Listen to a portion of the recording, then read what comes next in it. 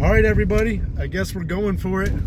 Rhianna's driving right now, and she's driving us to the bank so I can get a cashier's check to take it to the lawyer to purchase the fourplex. We've decided to go through with it. This is going to be our first rental. What do you think? I'm excited. My mouth's full of food. Oh, okay. She's always eating, so. Okay. I'm excited. I thought we should just go for it. I mean, how bad could it really be to be a landlord? We could lose 100 grand. But yeah, anyway, we're going to go right now to the bank. I'm going to get the check. Then we're going to go to the lawyers. I'm going to close on it. I just put insurance on it. Big tip here. If you buy things for cash, nobody, the bank or anybody's not checking that you have insurance on it. Make sure you have insurance on it the day you close, because then it's your responsibility. Something happens there, you better have insurance on it. So I've already put insurance on it, going to the bank to get the check, going to the closing office, and then we are actually going to go meet with the previous owner, and he's going to give over to me the leases, rent from December and January, I believe, and the keys. And we're actually going to discuss with him buying the rest of the properties he has. And I'm going to show you guys all that in just a minute.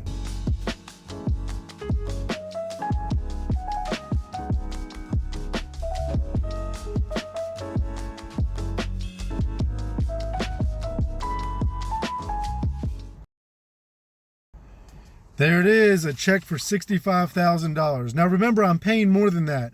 I have to also give back my company the money we put down at auction, which was $7,200, another $7,000 that we paid in back taxes to the city, another $3,000 to $4,000 in municipal fees that they were behind on, the previous owner, and then also about $15,000, $16,000 to the company, and a little bit from my partners to split per our agreement for letting me buy this from the company. So all in, it'll be $100,000 even. We're headed right now to Bob Howe's office, our lawyer, and we're going to close this thing out, and the building will be officially Rhianna and Oz. And then from there, we're going right over to the building to meet the previous owner. Yay! He chose the individual there, John, so I'm gonna sign that. I'm gonna make me a copy and I'll get the original to, Alright, so I'm just gonna sign. just sign by you, just sign I it. didn't put his name, I'm sorry. Okay, That's just right, sign that's your right. name by, or you the, or it's your title over there.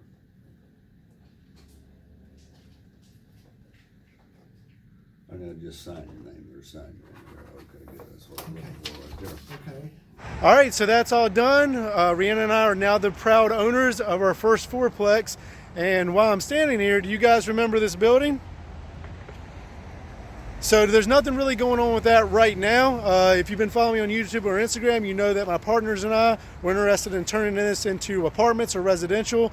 But the owner of it, who we were going to partner with, is developing one about a block away. And we're going to kind of see how that goes first, and then we'll go from there. But anyway, now we are going to meet the previous owner of the fourplex and exchange a bunch of information. Here's the assignment letter that I did. Okay. Basically just saying that the building has a new owner Okay.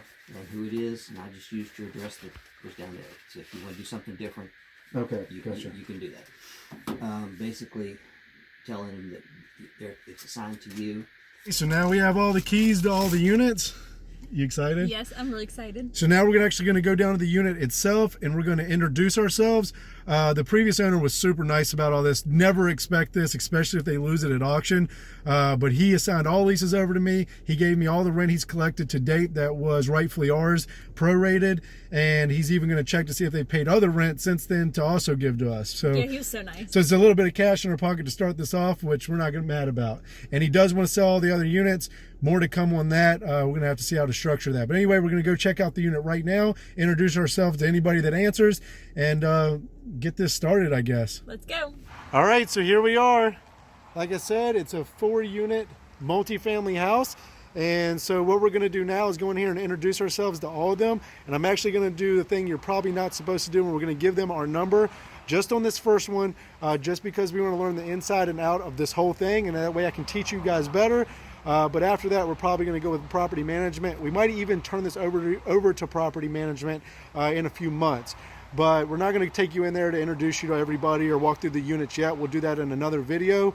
But we just want to say hi to everybody, introduce ourselves, and I'll let you guys know what they say. Okay, so we just met all the tenants, well, all except for one. They're all really nice, and I've already discussed with them that rents may be changing. They're not even in leases, they're just month to month. But I wanted to show you guys, these are all the other units that are right around here. We're trying to get all of these as well. So it's 16 units in total. Some are 1 bedroom, some are 2 bedrooms, some have garages, some don't. But I'd like to own all of these if possible. But for right now, we'll just start with our very first one. All right, so now we're back in my apartment building. I'm actually upstairs, and for my OG subscribers, you may remember this community room is where I actually first started out doing my YouTube channel, where I shot my very first videos.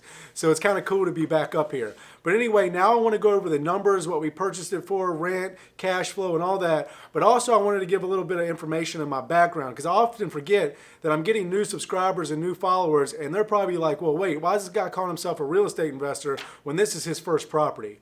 While this is Rhianna and I's very first personal property, I run other companies with my partners where we have flipped over 100 homes, we have several rentals, and we have over 100 rent-to-owns. But this is Rhianna and I's first property in our name, our very first rental property that we will own and manage. It's technically our first home that we will own in our name.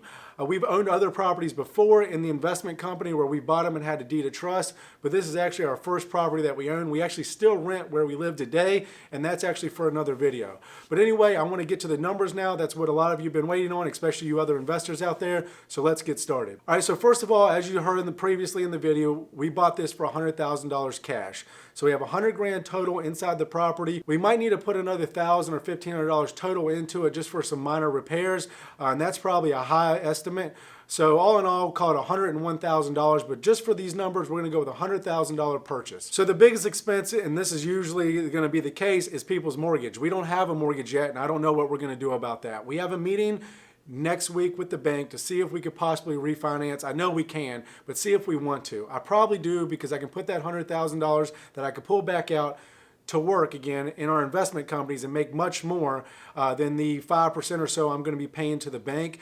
But I do think for just the time being, we want to enjoy this cash flow, owning it free and clear. And I'll show you just what that cash flow is here in a second. So your next biggest expense is usually going to be your taxes. For this building, it's about $3,244. That's what they were for 2019. Of course, they're always going to go up. Guys, when you're doing your budget on this, you should always round up. At least that's what I do.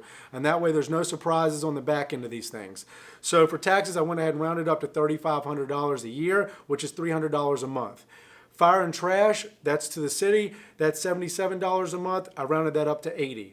Insurance is $80 a month. I rounded that up to $85 a month. My insurance is a little bit low compared to what most probably pay, but remember, I get that little bit of a break because I do own it free and clear right now. When I refinance this, my insurance numbers are probably going to go up, but that's okay. For right now, I've done $85 a month. Capital expenditure is something most want to account for. Rhianna and I kind of do this differently.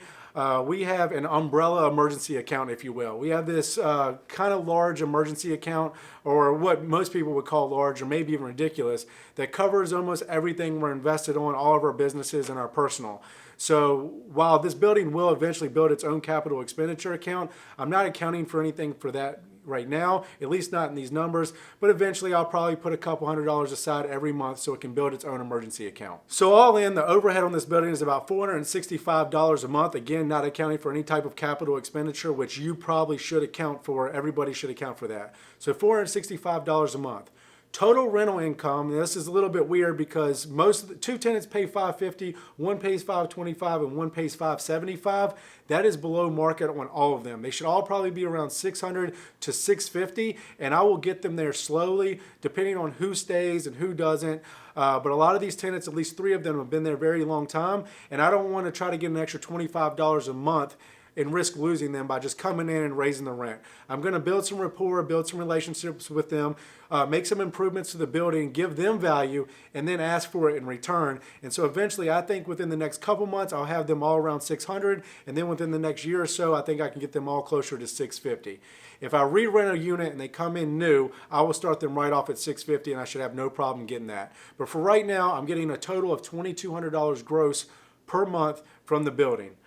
So after the overhead is $465, that leaves me with a net cash flow of $1,735 a month on a $100,000 investment. To say that's outstanding would be an understatement. That is really good, but keep in mind, I do not have a mortgage on it, and I'm not really accounting for anything for capital expenditure. So let's say I do put a mortgage on it at 15 years. It's going to be close to around a $700 to $800 payment. So that's going to bring me down to $1,000 cash flow. And then we're going to have another $200 eventually in capital expenditure that I'll save up each month until that account is sufficient. And that will bring me down to about $800 a month cash flow on a $100,000 investment that my tenants will pay down. And I'm going to do a 15-year mortgage, so it will build equity quite quickly after about 5 to 8 years. And then after that, I can either refinance again and pull out my equity, or I can just let it pay itself off in 15 years, and then I get all that cash flow again, but I didn't pay for the initial investment. So all in all, I think this was a great investment, a very good first investment. And we are excited to get more of these, and we hope we get more just like this, although I know that's probably not the case. Some of these are going to need more work and all that. But anyway, I'll make future videos about any repairs I do, how I'm dealing with the tenants. We're actually having a problem with one of the tenants right now, and so those videos will come later, and I'd love to update you guys that as we go along. Any questions you have about this or the process, anything I left out in this video, please comment below and I will get them answered. Guys, if you like these types of videos, please hit the thumbs up button and please subscribe. I'm putting a lot of work into these videos and trying to get them out every week for you guys to help educate you, and that's how my channel grows, so I can help more and more of you, which is my ultimate goal. So guys, thank you so much for watching this video, and I'll see you on the next one.